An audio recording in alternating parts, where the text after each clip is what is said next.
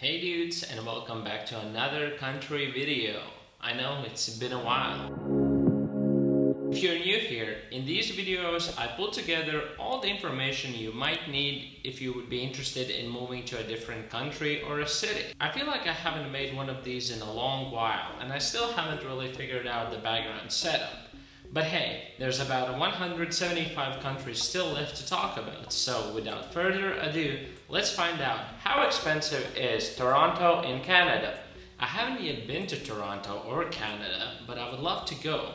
And making this research video kind of feels like it's one step closer to being there. Somehow.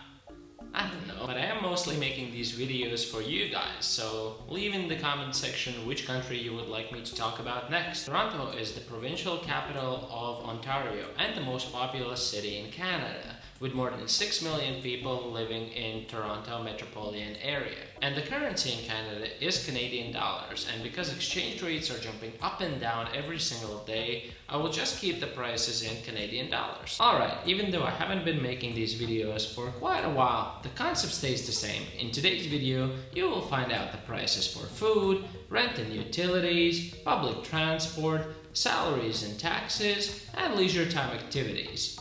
And to make this video even longer, I am going to include an interesting fact about Toronto. Or if you have any interesting stories or facts yourself, you can include them in the comment section. I would love to read them. Let's not waste any of your time and let's start talking about food prices in Toronto. If you're going to have your breakfast in restaurants or cafes, your breakfast will usually cost from $7 to $25, but usually the prices are about $10. Lunch will cost you from $9 to $25 as well, but usually the average price would be $14. An average dinner would cost you about $20, but if you're a cheap fuck, you could go about $12 for dinner. And if you're a privileged fuck, you could go for $50. And of course, McDonald's. McDonald's meal would be about $12, which I used to think is expensive, but since I moved to Malta, it just seems like a normal price. Few products in grocery stores that I looked at were potatoes, well, of course, and they start from 80 cents in kilo and go up to $5 in kilo. What kind of fancy potatoes are those? Well, as long as I can get them for 80 cents a kilo, I'm alright. Bottled water starts from $1 a bottle, which isn't really great because it's just water, you know?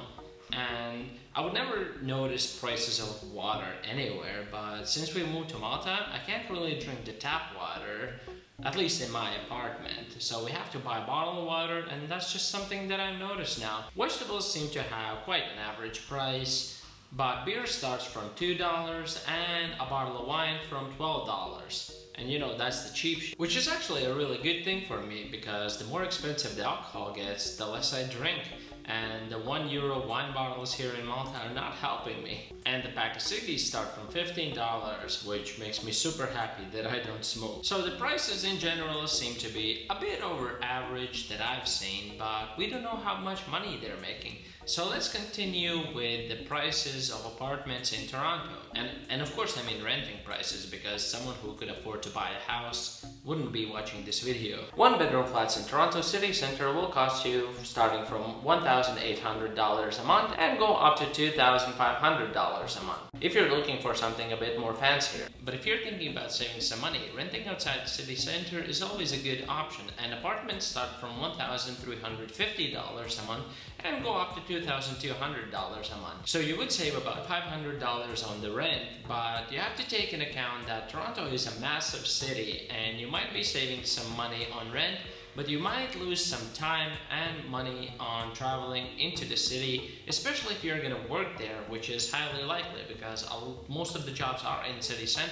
Of course, as always, these are just average prices, so you could get a lot cheaper apartments and a lot more expensive apartments. It always depends on what your budget is and what you're looking for. The utility costs range from $80 up to $260 a month, and it depends on your usage and the size of your apartment. The cheapest possible internet starts from $50 a month, which is already expensive, and goes up to $100 a month if you require faster speeds. So let's pretend you do have a job in Toronto city center and you're renting outside the city center to save some money.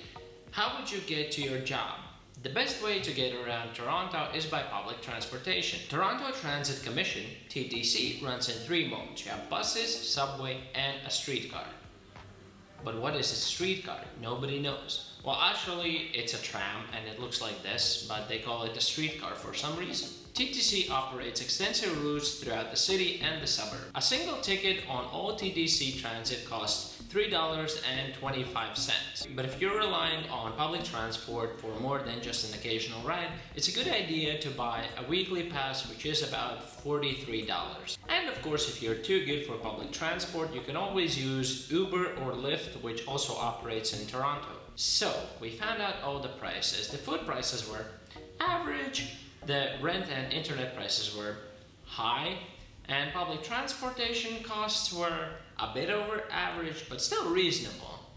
But how much money can you get working in Canada? It turns out that Canada does not have one single minimum wage throughout the country, but it is separated between the provinces, and Ontario minimum wage is separated in 3 parts. For students under 18 who work less than 28 hours a week, the minimum wage is $13.15 an hour. Minimum wage for general workers is $14 an hour, which is about $30,000 a year. And for those prices, that isn't that much. And for liquor servers, I guess those people who work in bars and restaurants, the minimum wage is $12.20 an hour, and that's because they also receive tips. An average salary in Ontario is $53,000 a year, but we also know that average salary isn't that common. Most of the people usually go between the $30,000 and $35,000 a year, but you should never trust the numbers of average salaries because they're kind of bullshit. Because if one person earns $170,000 a year and the second person earns $30,000 a year, then the average salary would be $100,000 a year. But that doesn't mean that everyone actually gets $100,000 a year, you know? That's why I like to talk about minimum salaries, because at least those are more realistic and you're kinda obligated by law to pay at least this much, but also not always that's the case, which also is kind of weird. And for leisure time activities, gym memberships start from $25 and go up to $100 a month. But if you're a fancy bitch, tennis courts are $15 and up to $50 an hour. But counting in all the rest of your expenses, I would just advise you to work out at home and save the money. Or not work out at all, because we're supposed to love our bodies the way they are. At least that's what people say on the internet. I don't know. And cinema tickets cost from $13 up to $20. Damn, that's expensive. I guess that reminds me why I haven't been to cinema in years. Do people still go to cinema? Is that a thing? Let me know when was the last time that you went to cinema and what kind of movie did you watch? Because I sure can't remember. But if you're lame like me, you could just take a weekend trip outside the city and enjoy the beautiful nature and landscapes that Canada has. If I would ever move to Canada, all I would do would be take out non-stop pictures and videos of nature and architecture, because it's such a beautiful place all around. Or, more realistically, I would just get drunk at home and watch TV shows all the time, which also would be great. Alright, now, fun fact about Toronto. Did you guys know that about 25% of Hollywood movies are actually filmed in Toronto? I didn't know that, but I actually think it's an interesting fact. And I guess it's probably because if you're filming a New York City scene, it's really hard to get everyone out of New York City for just one movie because they're making tons of them. And all big cities look the same anyways, so no one would really pay attention to stuff like that, except like real film geeks who found out that fact. So that's it for today's video. If you think that any of the information was incorrect, you can correct me in the comment section. And now tell me, after watching this video, would you be interested in moving to Toronto or Canada or not? Thank you so much for watching this video. If you found it any useful, you can leave a like. And if you want me to make more videos, or if you want to see more of my videos, you can subscribe. I would love that. And I'll see you in the next video. Bye.